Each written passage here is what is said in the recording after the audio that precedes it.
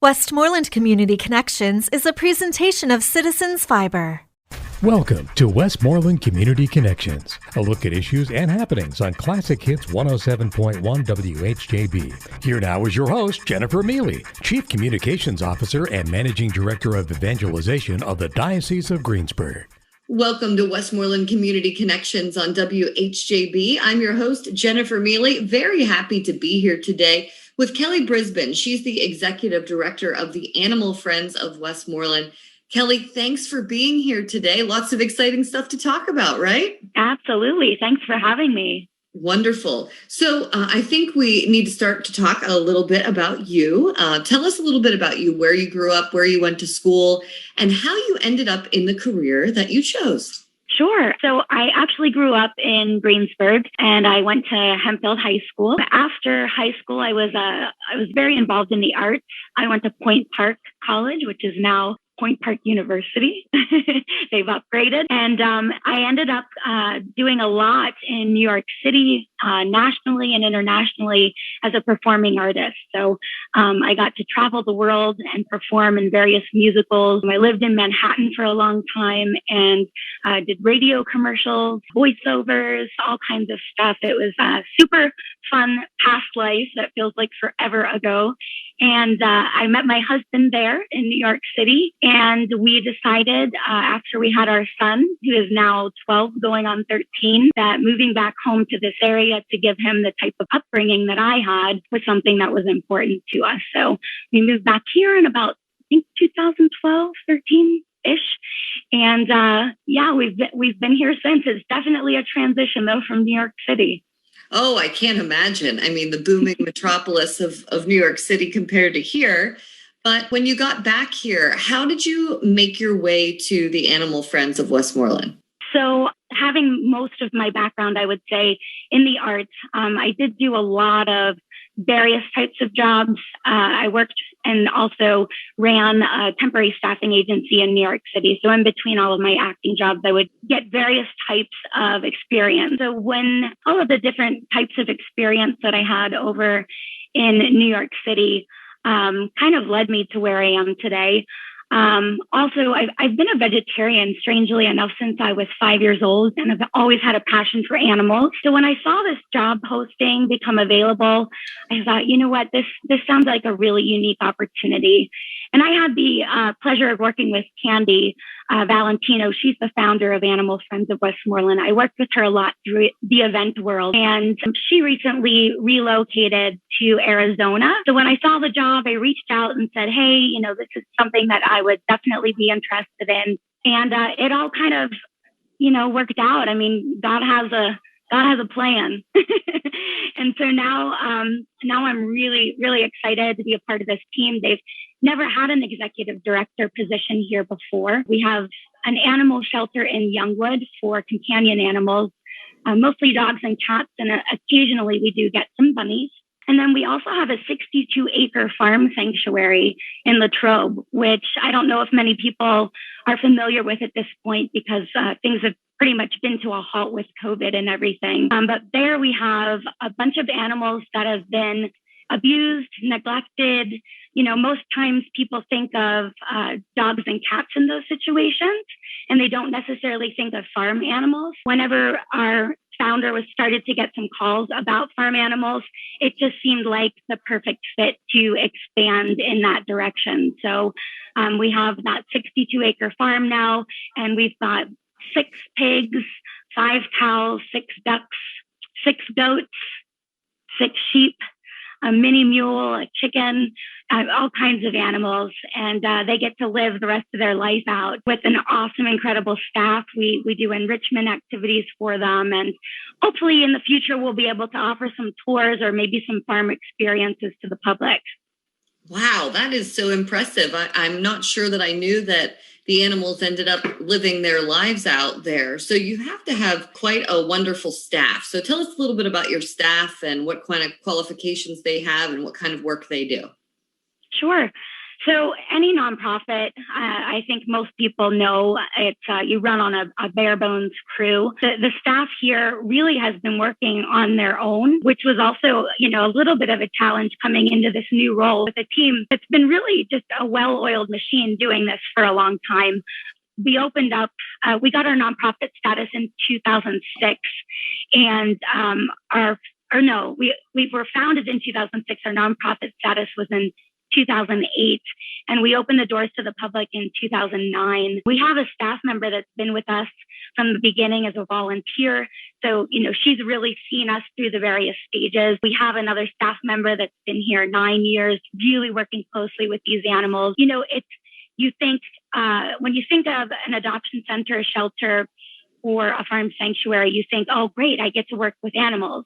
But the reality is you really have to be a people person as well, because you're working with the public constantly. And that's something that our team, it's really great because they're not just animal people. We are here to help people and pets stay together. We're here to connect them. And it's really like a matchmaker type of situation, coming in December and really just trying to take a back seat to see how they do everything, what they do. Between our staff and our volunteers, it's truly amazing what we do here with the limited resources that we have. For sure. So if someone wanted to adopt a pet, could they come to you for that? Yes, absolutely. We have applications on our website. We also have applications in person that they can come in and fill out. A lot of people still don't have technology, or they have a computer, but they don't have a printer, things like that. So we do have paper applications here at the Adoption Center. Something that I don't think many people are aware of, and this is probably because we are a smaller adoption center. So we really work on pairing the animals with particular humans so that it's the best fit for both worlds. So we actually don't adopt unless somebody's 21 years of age or older. Sometimes the younger 18 to 20-year-old individuals are still, trying to figure out where they want to be in life. Maybe they aren't going to college right away and then they decide to go. So we actually start our adoption age at 21 just because we feel like people have somewhat more footing and grounding so that they know where they're going to be, so that animal has more stability. Something really unique, I think, about our adoption process too is if it doesn't work out, if you take that animal home and it, for one reason or another, it doesn't work out, we ask our adopters to bring the pets back to us. That's something not a lot of adoption centers do, but we take that animal on as a priority for making sure that they're taken care of for their entire lifespan. So even if it's towards the end of their life, and this particular person, we've had this happen with some older people who have passed on, their children will contact us and we bring the animal back here so that we can adopt it out again. I'm trying to think of some other adoption tips and whatnot. We have our public hours. People are able to come into our adoption center and they can go up to the cat room. They can talk and play and cuddle with the cats, which is really nice. So you really get to see the different types of personalities and who you mesh with. We also have a time where you can walk through the dog kennel and look at the animals. But something that I'd really like to expand upon in that arena is, people will come and they walk through that dog kennel, and that's not always the perfect setting for that animal. It's a little bit more stressful for them. When they have people walking through with the masks, some of them get triggered. People sometimes are putting their hands into the cage and, things that they're not thinking about. They're not trying to be mean, we know. But those little things trigger those animals. So one particular animal that's really been with us for a long time, she really does not respond well in that kennel. So we also ask that if you see a dog that you think might be a good fit for you, or, maybe they're not behaving properly in the kennel, to work with our team and schedule a time to do a meet and greet when you can come into the adoption center and meet with that animal one-on-one outside of their kennel. And that really does make a really big difference, I think, personally, for the adoption family and for the animal. That's fantastic. Now, the COVID-19 pandemic probably limited the amount of interactions you were having with the public. Tell us a little bit about how COVID impacted those adoptions and your overall operations. Sure. Yeah, it's always interesting to hear someone say, yeah, COVID has really impacted our organization. I mean, I think it's really impacted all of us in so many different ways. For us, the uniqueness of what it's done to us as an organization, we having animals, they're alive. It's 365 days a year care. 3 volunteer shifts a day, we can't close. So we never stopped. We were always open. One of the challenges for us was that our vets that we normally work with, we don't have a vet on staff here. So we actually have to take our animals to various vets that we work with within Westmoreland County. And their stipulations and rules and times all changed. So we really had to slow down our process, I guess you would say, because typically when an animal comes in, they're put into our ISO room for about 2 weeks so that we can make sure that they don't have any kennel cough or any types of things that could be transferred into the kennel where all of the adoptable animals are. So we keep them separate for about 2 weeks. And in that time, they get seen by a vet. They get a microchip if they didn't have one. They get their vaccinations. That's the process during COVID that was really put to a halt so that it really impacted the number of adoptions that we were able to do. So we were moving much, much more slowly than we really needed, because we had then on the other side, we had this need of the community, people losing their jobs, a lot of strays. We got a lot of calls for stray dogs. We got a lot of calls for owner surrenders, people that couldn't take care of their pets anymore because it was a choice between feeding their pets and feeding their children. Oh, wow. Yeah. So it was a big challenge. And then on top of that, like other nonprofits who rely heavily on volunteers, when you have a skeleton crew of staff, we have a lot of older volunteers because that's the demographic that has more availability. So we lost a significant amount of our volunteers just because of COVID and safety precautions and whatnot. So it really put a lot of extra weight on our staff shoulders, which are already carrying so much already. Well, that is amazing that they were able to step up and continue to do the good work that they do. When we come back from the break, Kelly, we're going to talk a little bit about fundraising and how that was impacted by COVID-19. And also, since we're starting to see the light at the end of the tunnel with COVID-19, yay! You can tell people at home about how they can get involved with the Animal Friends of Westmoreland, how they can volunteer, and also how they can help fundraise. You're listening to WHJB. I'm Jennifer Mealy, your host of Westmoreland Community Connections, and we'll be right back. This is Westmoreland Community Connections on Classic Hits 107.1 WHJB. If you have a suggestion for a topic, or if your nonprofit organization would like to be featured on this program, call us during regular business hours at 724-216-1200. Westmoreland Community Connections is a presentation of Citizens Fiber. Welcome back to Westmoreland Community Connections on WHJB. I'm your host, Jennifer Mealy, talking today with the executive director of the Animal Friends of Westmoreland. Her name is Kelly Brisbane. Kelly's had a fantastic story. She's had a wonderful performing arts career in New York City, gets married and has the Cinderella story, comes home and takes over one of the most wonderful and impactful nonprofits in Westmoreland County, the Animal Friends of Westmoreland. And then COVID-19 hits and you lose all your volunteers and your funding stops and all the pressure is on you and your volunteers. So I would imagine you worked awfully hard taking care of those animals over the last few months, huh?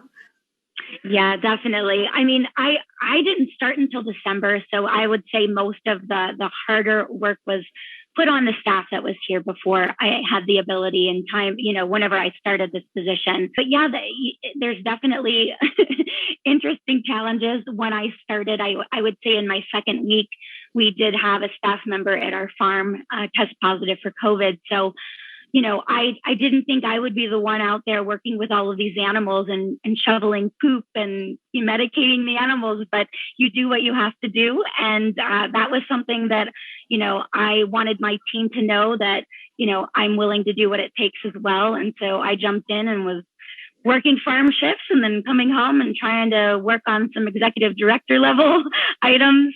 It definitely, it definitely was a challenge.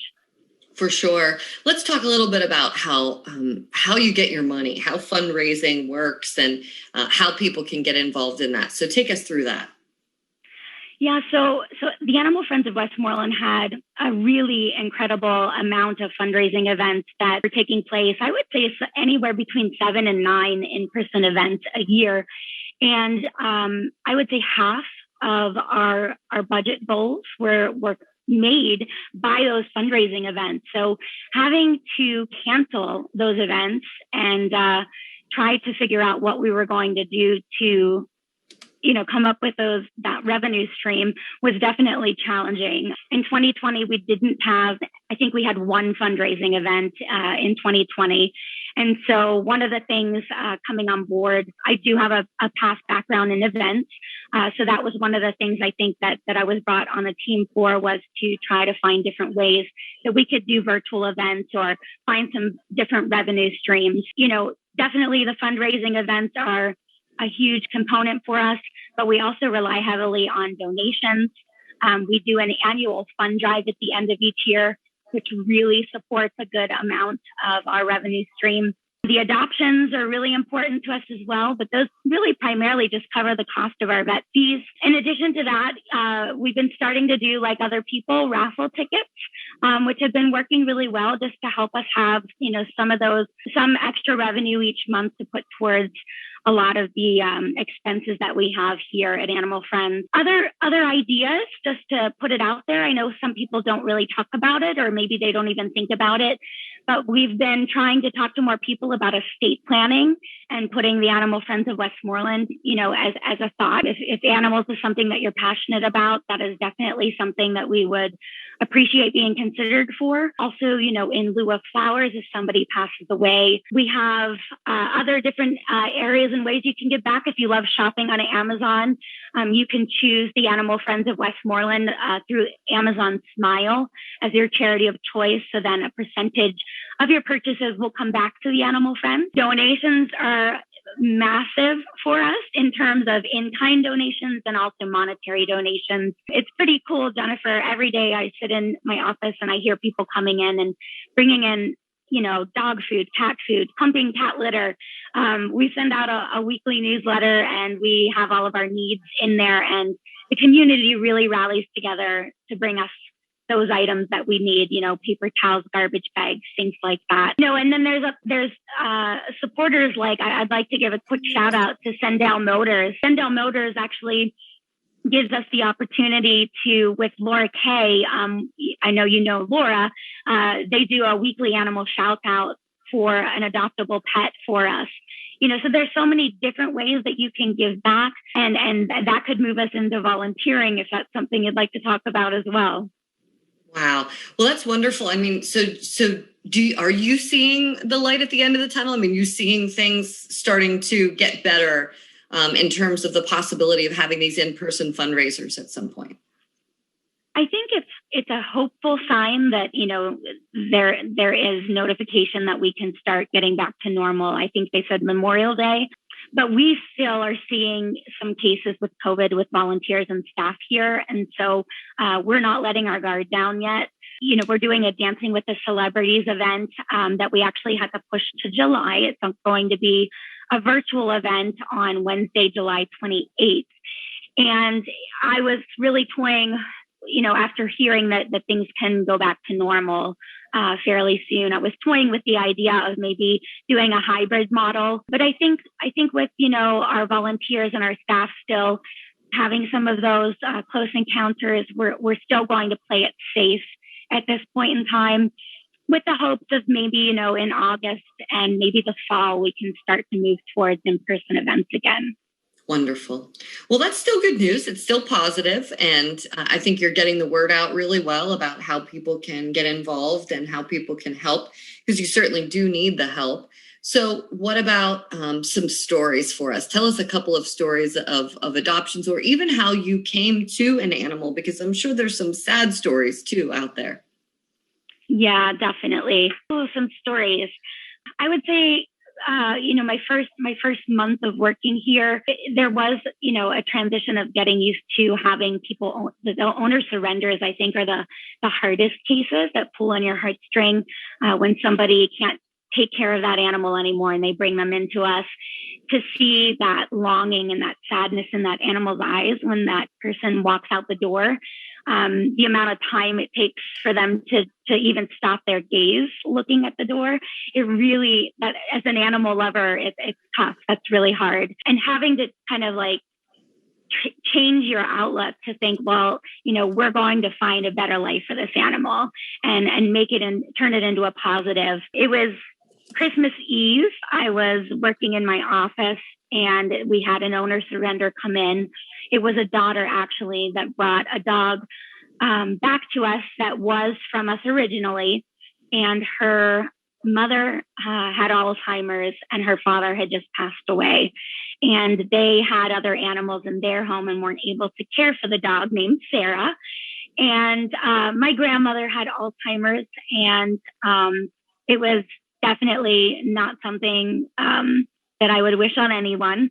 And so my heart just was, really, really invested, I guess, in this particular situation. And so I thought, I can't let this dog go sit in our isolation room for Christmas. I have to bring it home with us. So I called my husband and my son and said, hey, here's the deal. There's this dog named Sarah, and I want to bring her home to be with us for Christmas. And my husband's like, well, here we go. So we have a 16-year-old Yorkie who's blind and deaf and incontinent, wearing diapers. And so, the only concern was how they would interact together. But my family was very supportive, and I brought Sarah home, and it was a really good, feel-good type of situation to be able to do that for the dog for the holidays. Even though they don't know it's a holiday, it still was just a special thing for our family to be able to do. But then it was also really hard to bring her back and put her back and wait for us to find her that perfect home. But, when you have other animals at home, you also, when you have my dog is 16, I didn't want him to think we were replacing him. So it was something that I felt as a family we needed to do. That is amazing. So how did Christmas go? How was it? She was great. She was super cute and she was really spunky. It was funny because she looked super sad when she was delivered here by the daughter of the owner. And she looked very timid and shy. And then as soon as we got her home, she was like, woohoo, this is awesome. And she was jumping around and running around the couch. I'm like, she totally faked us out. Oh, that's so cute. Yeah. Oh, that's so cute. Nice. And then go ahead. We have two other dogs that I'd like to just mention. One is Sure. Ryan. Ryan is we call her our shelter dog. She's been here for over a year. We actually have two dogs that have been here for over a year and haven't been adopted. Ryan was adopted once in return. Her original owner was with her all the time, which created some separation anxiety for Ryan. And so when we tried to keep her in our kennels, she would be able to jump over the kennel, believe it or not. Yeah, and she would bang her head into the kennel. So she was creating wounds. So we ended up bringing her out of the kennel, and she stays with our staff all day. And then in the evening, we keep her out in our lobby area. And, it just gives her more room, and she's got blankets. Our volunteers read her bedtime stories before she goes to bed. Everybody loves and knows Ryan. She's kind of like our ambassador.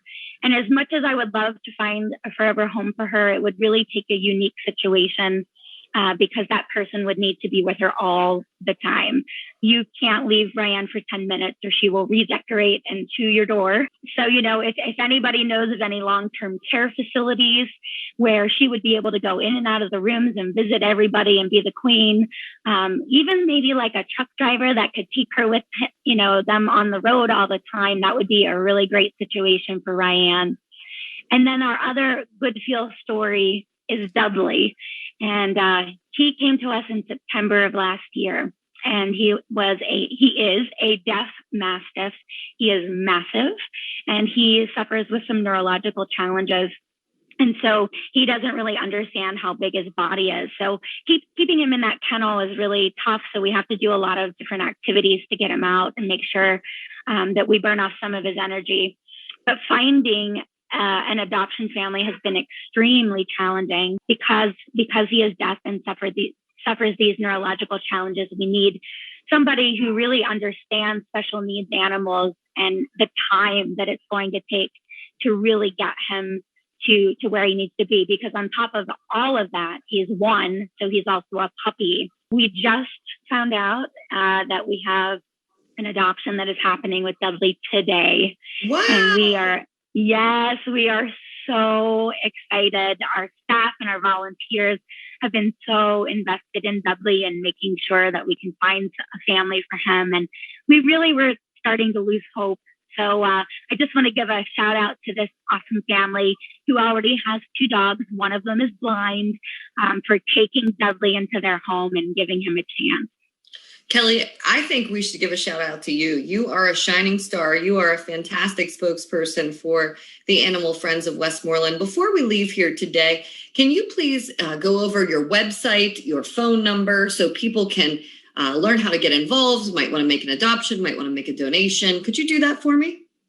Absolutely. And thank you again so much for having me on here. Any chance we get to share some information about the animals is always a win for us. So thank you. Anybody that would like to learn a little bit more about us, you can go to animalfriendswestmoreland.org. There's information there about the adoption center, donations, becoming a volunteer, our adoptions, and also our shelter. So you really can get everything that you need there. If you don't have a computer or internet, you can always call us here or stop by our adoption center during our public hours. You can do that by calling 724-925-2555. And we look forward to seeing you. And we hope that we can find a forever pet and friend for you for the rest of your life. Wonderful. You're on social as well? We are. We're on Facebook. And we have a new TikTok page, so you can watch some fun little videos that we've been putting up there. And we also have an Instagram page. Wonderful. Kelly Brisbane, the executive director of Animal Friends of Westmoreland, told some fantastic stories today about animals to be adopted, animals that can be adopted, ways that you can get involved, ways that you can donate. Please don't forget about this fabulous charity as your summer continues. Kelly, thanks again for joining. Thank you, Jennifer. I'm Jennifer Mealy, your host of Westmoreland Community Connections, and you're listening to WHJB. This has been Westmoreland Community Connections, a look at issues and happenings in and around Westmoreland County. Join us again next week on Classic Hits 107.1 WHJB. Westmoreland Community Connections is a presentation of Citizens Fiber.